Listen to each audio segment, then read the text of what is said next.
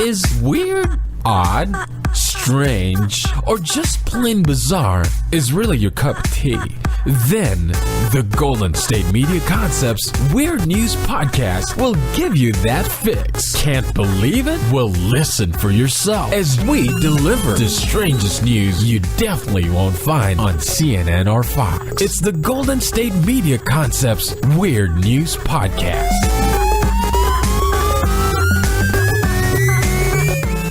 Welcome to the GSMC Weird News Podcast, brought to you by GSMC Podcast Network. I'm your host, Arianne, and I am going to begin this episode about something I heard this morning on a, those morning talk shows on the radio? Yeah, so it was one of those. I think I also saw it on the news. My sister was watching it, which blew my mind. Anyway, what happened was, so a lady was driving on the freeway. I think this actually, I don't know where this actually happened.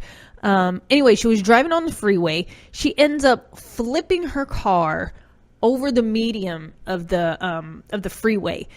And surprisingly, this lady, she walks away from this accident with not even a scratch. She gets herself out of the car. She ends up on one side of the freeway, and she is just fine. She's just fine. Anyway, this lady decides, like every other lady, our life is in our purse. She wants to go back to the car that's flipped in the median and get her purse from the car. So as she's basically playing Frogger in real life, trying to get across the freeway to the flipped car, she ends up getting hit by a car and dies. What the weird? You just survived a serious car accident where your car flipped over a median on the freeway, and you don't die. You walk away, but you decide, I need my purse. You go back and you get hit by a car and die. That was the craziest thing I heard today. Oh my gosh. That is so ironic. It's like she couldn't escape it the first time, so something made it happen. I don't know. It was so weird that was, like I said, the craziest thing I heard all day. She flips her car, walks away from the accident, tries to go back to her car for her purse, and ends up getting hit by a car and dies. Holy wow. I had to open with that story because I heard it today and I didn't want to forget about it. And I was just in shock by what I just heard. I was like, no freaking way. That is so ironic and the worst luck on top of that. I'm not laughing because it's horrible, but really, you walk away from the accident and then you end up getting hit by a car because you wanted to go back for your purse. You should have just waited. To me, I would have just waited for the tow truck or the police or whatever to bring my car, or even the police, because they can at least direct traffic away from your car, and then you can just have them get your purse for you. And the crazy thing about this story also is the grandmother, who apparently, I guess the grandmother knew, heard about it or whatever. And what was on the news is there was a bystanders who saw the whole thing happen, and they said that the bystanders or the witnesses or whatever, they said that she was very irate, very adamant that she'd go back to get her purse. And in doing so, a few of them were no, just wait. But she threw her arm away from the witnesses and went anyway. But the grandma is saying that it's their fault. It's the witnesses or bystanders. It's their fault that she died, because they should have did a better job of holding her back, because she was probably in shock or something and she didn't know better. So it was their fault that she died, because they should have held her back better or longer or whatever. What? Okay, that's crazy. Lady, I'm sorry that your granddaughter died, but that was her own choice to go back and get her purse. Nobody's gonna stop a grown woman for doing what she wants to do, even if it is the right thing. You should just wait. If she's being irrational and loud and aggressive, and she doesn't want to listen to you, then those are her own choices. I just want to point that out. Yeah, so moving on to a better story. This is super unfortunate for that lady, but a better story. My sister actually told me about this. So there's been an ongoing church service in the Netherlands. So far, it's been going on for 5 weeks. 5-week church service. I'm talking about day and night service. Now, let me tell you why.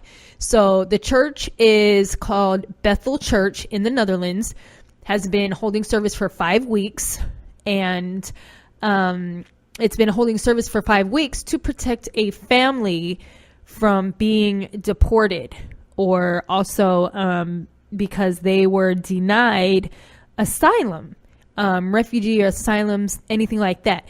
So in the Netherlands, there's a law that prevents authorities to conduct operations in a place where there is a religious service taking place. So the service has been going on to help. The family is Armenian, and they were denied asylum after living in the Netherlands for over 9 years.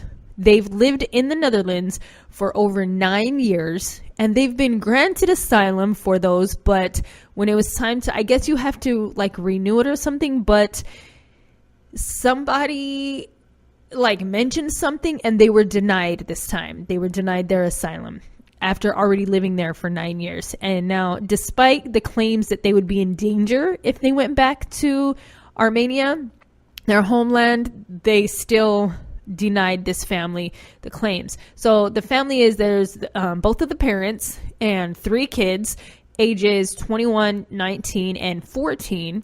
They claim that they left Armenia because of death threats the family was getting because the father's political activism. That's scary. So they've been living in the Netherlands for 9 years because the family was getting death threats because of the father's political activism. And now they can't go back home. They're being denied asylum from, the authorities in the Netherlands. So this church is helping this family out by holding these this continuous service, so authorities can't go in there and do anything, which I think is amazing. The family was first granted asylum when they got there, but then somebody appealed it, and that's why they're being denied now. Let's see here. Under Dutch law, the government can make exceptions for asylum for families with children who have lived there for 5 or more years, but I don't know why they are. Actually, what I read, I think they're denying this family, even though they've lived there for 5 or more years. They've been there for 9. They have children. 2 of their children are not considered, they're over 18, so they're not considered underage anymore. Children, they're adults. So they've actually been battling the Netherlands for their asylum for these 5 weeks that this church is holding services. Now, the church is doing an amazing job holding these services. They said that at first it was hard to find people to hold a service. And what they did was they asked people to volunteer their time for just an hour. Like one person, an hour, just hold a service, talk about, church stuff and things like that, even through the night. So at first they said it was hard to find people to put in rotation to hold services. But since then, there have now been more than 450 different priests, pastors, deacons, and elders from around the country and from every denomination you can think of wanting to be put on the rotation list and participate in service to help this family, which is amazing. I think this is the coolest thing. Hopefully they get their asylum granted, or maybe even just become citizens, something like that will help them, so it can relieve this church and the people wanting to help out, because it has been going on for over 5 weeks. But still, I think this is pretty cool. The church stated that they have received help from plenty from even abroad, saying that they've had services held in English, French, and German. The coolest thing that I read about this article was that the main, I want to say he's a priest. Anyway, the main thing he was saying is it's quite moving to see a pastor hand over service to another pastor of another denomination who wouldn't ordinarily have anything to do with the other, which is amazing. Just all these different religions and beliefs just coming together to help this one family from for asylum, for being safe. Like, they can't go back home, or they have a good chance of dying, you know what I mean? So I just thought, that is super, super awesome that these people are willing to give their time to help this family. And I'm sure to them it's no big deal because they're doing what they like, speaking about their religion and things that they believe in. So I just thought that was pretty cool. Speaking of giving your time and the giving season, I do want to mention that right now there is a special offer going on for Audible.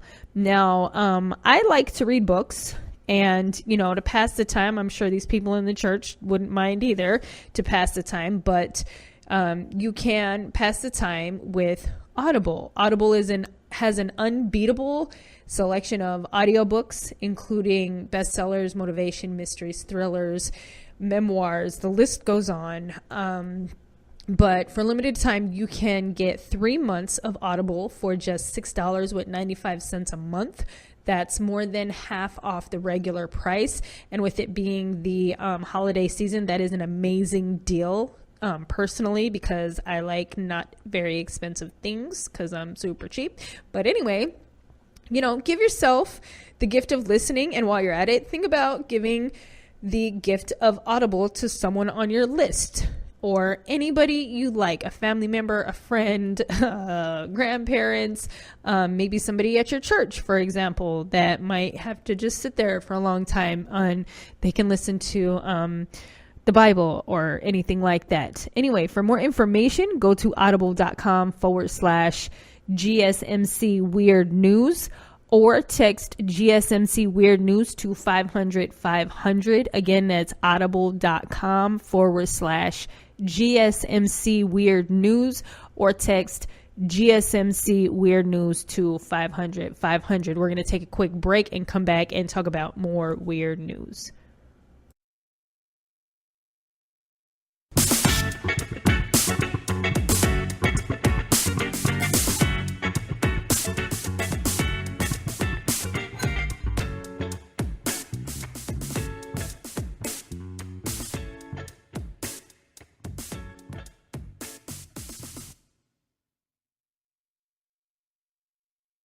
What happens to your decision-making when you drink?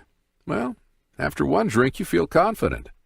A few more, and calling your ex at 1 a.m. seems like a great idea. And you're pretty sure the secret to a great taco is 4-day-old macaroni. The bottom line, drunk you doesn't make great decisions. So you're risking a DUI or worse if you count on him to get you home. Plan before you party. Get home safe. Brought to you by Washington Target Zero. Welcome back to the GSMC Weird News Podcast. We're talking about weird news, obviously. The next story I have for you guys is about some birds that enjoy giving gifts. So, these birds are actually crows, and there is a family from Seattle, actually a little girl named Gabby Mann. She's 8 years old. And she's been feeding crows in her family's garden since she was 4. It all started unintentionally because when she was 4, she would feed the crows but not know she would because, 4-year-olds drop food. And the family said that, if she was in the backseat of the car and she would get out the car and maybe like a chicken nugget would fall on the floor, or she'd be eating a sandwich in the backyard and some of the breadcrumbs would be there, or she wouldn't eat. You know how a lot of little kids don't like to eat the crust on their sandwiches?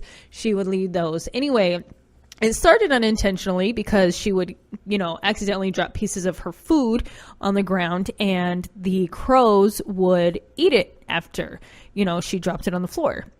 So when Gabby noticed that the crows started waiting for her to give them food, she started intentionally giving them food. Her and her brother actually started to feed them food from their packed lunch that their mom packed them every day on their way to the bus stop, which is super cute. And when they asked, the story was out in Seattle, but when they asked the mom, her name was Lisa, how she felt about her kids just, giving food from their lunch bags, she said that it doesn't bother her because she likes that they love animals and that they are willing to share, which I thought that was super sweet. Me as a mom, I personally would probably pack extra food in my kids' lunch pail or lunch sack if I knew my kids were doing that. I'd be like, okay, here's your lunch, and then here's what you can feed the crows on the way to the bus stop. Anyway, this started a while ago. So back in 2013, Gabby and her mom made offering food to the crows a daily thing. So every morning they would put fresh water in the bird bath in their backyard near the family's garden and lay out peanuts and other food for the crows. Now, after this, morning routine, the crows started to leave little gifts for Gabby and her mom. Probably more so the mom says they were for Gabby, but, the mom helped. But they would leave little trinkets and little, gifts for them. So small earrings, beads, coins, broken pieces of jewelry, polished rocks, basically anything small and shiny that could fit into a crow's mouth, they would leave for this little girl and in the bird bath. One of the gifts that was left was a piece of metal that had the word best stamped in it, and the mom said it's so cute because it makes Gabby laugh to think that one of the birds has a matching piece that says friend on it. So super sweet. She's only 8, so of course she would, think something like that. Or it would be just fun to think something like that if she had Bess and a bird or a crow out there was flying around with something that had friend or was in the nest or something. I don't know if crows have nests. Yeah. Anyway, whenever Gabby gets a gift from the crows, she puts it in a special container, and then she labels them with the day she received it and the time she found it in the yard. One of Lisa's favorite gifts, like I said, they've been leaving gifts for little Gabby and Lisa. Well, Lisa says that one day she was out in an alleyway near the house, and she was taking pictures of an eagle. And she took the lens, I guess she had one of those super fancy cameras, and she took the lens off and set it down and forgot about it. So before she had the chance to go back, I think it went on a day or two, but she said she went outside one day and checked a bird bath, and right there sitting on the edge of the bird bath, there was the lens to her camera. She thought it was a big joke, Lisa. Maybe her husband or, one of the other kids, the brother, just took it and left it. But I guess they have a camera that watches the bird bath. And she said when she checked that, the video footage, she saw that, in fact, it was a crow that brought it back to her. And it even took the time out to rinse it off in the bird bath and place it on the edge of the bird bath for her, which I thought that was pretty cool. So feeding these crows for about 4 years, maybe a little bit more, is pretty awesome. And getting just these fun little gifts is pretty cool too. She said that she's gotten Gabby's favorite gift is, she said, it's a screw, because you don't see birds carrying around screws unless they're trying to build a house. And that's her little joke, which is super cute because how little kids think it's not always logical. But yeah, it's super cute. I'm going to go on to the next story that I have, which is actually about a man from Florida. There's a lot of weird things going on with the people in Florida. Anyway, his name is Mark Bennett. He's 50 years old, and he was just sentenced to 40 years in prison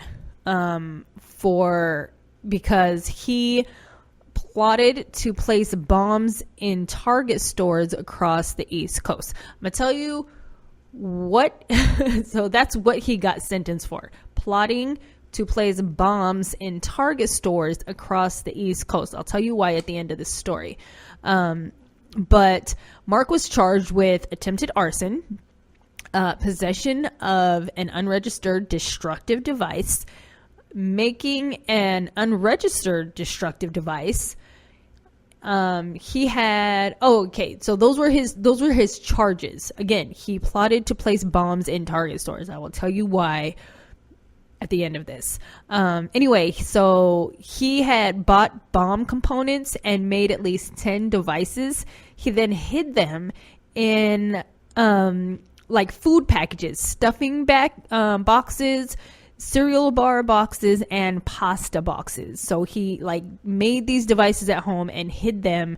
There wasn't food in the like stuffing package or stuffing box, the cereal boxes, pasta boxes. There wasn't pasta in there. There wasn't cereal bars. He just used the outside box to hide his his bomb devices in.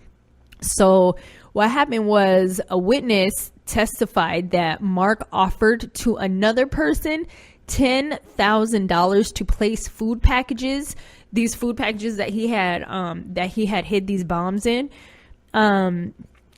He offered a person $10,000 to place these packages in Target stores in Florida, Virginia, and New York. So along the East Coast there. And instead of doing, what Mark asked, this person notified the federal officials, and Mark was immediately arrested. This, I don't know, I'll explain why, but the thought, I'm still like, really? That's your, anyway. So yeah, he was immediately arrested. Nothing, like no bombs went off. None of them even made it to the Target stores. Explosive experts said that the bombs were powerful enough to cause property damage, serious injury, and death. So they were pretty serious bombs. Now, let me tell you why he decided to make these bombs, hide them in food boxes, and place them in Targets along the East Coast. So Mark had the theory that if he blew up enough stores, enough Target stores to create some bad publicity for the company, then the stock prices would drop. You heard me right. The stock prices would drop. That was his theory. And at that point, he would go and buy a bunch of those Target stock at the very low price and profit after the company rebounded from the bad publicity. Yeah, you heard me correctly. His theory was all based on stock prices falling after bad publicity. If you don't know about stocks, the rule is buy low, sell high. So he wanted to buy a bunch of Target stocks at a low price and then profit at a low price because of the bad publicity, and then profit once the stocks went up. Ridiculous. I swear I don't understand that mentality. There's other ways to make money. Anyway, I do want to mention that the Target stock is currently at $68 a share compared to Walmart, which is currently at $94 a share. So that's a good, perspective on what you can see, like the difference there. Like Target is a little bit more expensive and everybody loves Walmart. Like everybody loves to hate Walmart, but there's a perspective. Target is currently at $68 and Walmart is at $94 a share. Speaking of Walmart and how, they have everything and we all love to hate them because we all shop there. And speaking about the Walmart shopping season, this is also the season for gifts and giving. And if you don't know what to get anybody, you can get them something general, something for a guy or a girl. And that gift would be the gift of Audible. Audible has an unbeatable selection of audiobooks in their collections, including bestsellers, mysteries, thrillers, memoirs. The list goes on and on. You can listen to these audiobooks at any time, anywhere, at home, at the gym, on your commute, or if you just want to be lazy like me and sit at home and just zone out. This is a perfect gift to get anybody. Right now, there is a limited time offer going.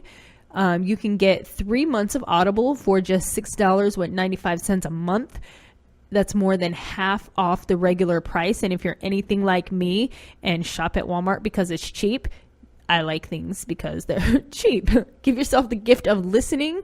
And while you're at it, think about giving the gift of Audible to someone on your list if you're searching for what to get people. For more information, go to audible.com/GSMC Weird News or text GSMC Weird News to 500-500. Again, that's audible.com/GSMC Weird News or text GSMC Weird News to 500-500. We're going to take our last break and we'll come back with one more story of weird news.